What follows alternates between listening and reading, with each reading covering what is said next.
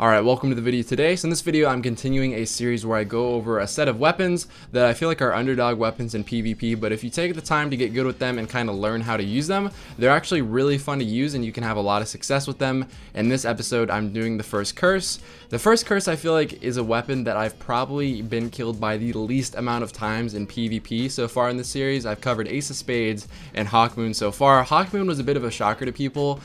I just didn't really see using it at all anymore, but first curse is a weapon that I literally pretty much never see on a daily basis. I don't think I've seen it at least once in the past 2 months. It's been a very long time. I don't see it used that often in trials, especially among streamers. I know Vanguard really likes using it, and that's kind of where my inspiration came from to make this video.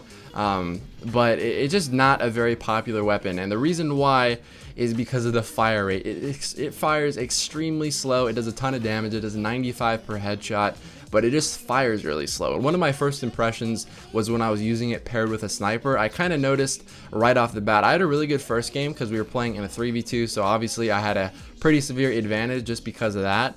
But as I started playing against like sweaty clans, just matching them like 1v3 when I was solo queuing in classic 3v3, it's just not really a viable playstyle. Most of the time you'd say, why would you want to pair, you know, a certain weapon with a sniper if that weapon covers long range, like a scout rifle of some sort?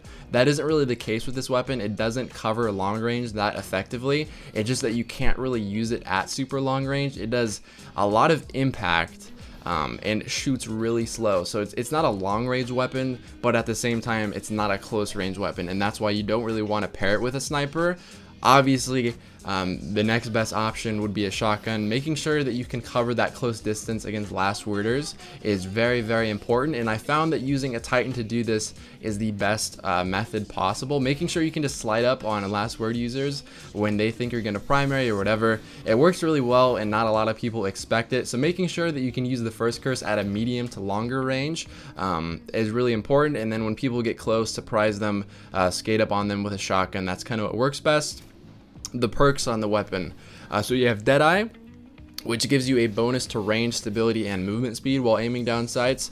Triple tap, which rapidly landing precision hits will end up returning 1 round to the magazine. And then the exotic perk, the first curse. First precision kills, the magazine refills it, granting bonuses to range and stability until the player reloads.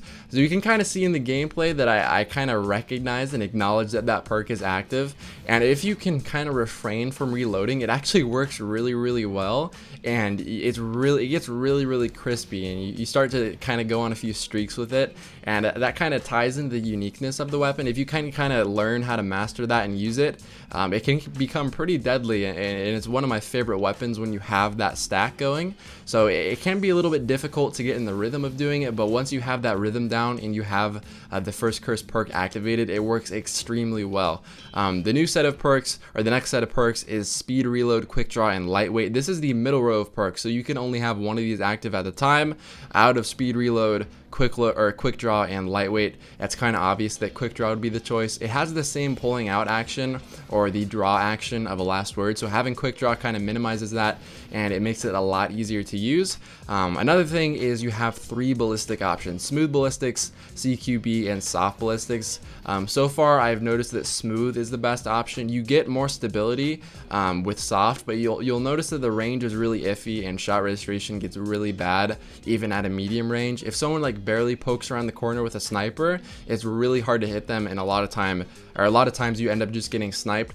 So that's kind of a recommendation, I guess, for perks or ballistics to run. Another thing is making sure you get at least 1 headshot when you're in an engagement. That seems like something that would be obvious, but with a weapon like this, you do not have enough time to shoot 4 body shots. It's gonna have to be a 3-shot, or else there's no point in using the weapon at all. So if you get 2 body shots on someone and they're floating at you with a shotgun and they're way up in the air, you have to take that extra second, instead of trying to shoot them as quick as possible and hit them in the body, to just flick your joystick up a little bit, aim to the head, and then shoot. Because if you don't shoot when it's at their head and you don't kill them in that 3-shot, you're gonna get shotgunned every time. It goes for the same thing with primary battles. Making sure you take that extra second and make sure you get 1 headshot in per engagement, it's gonna help you out a lot.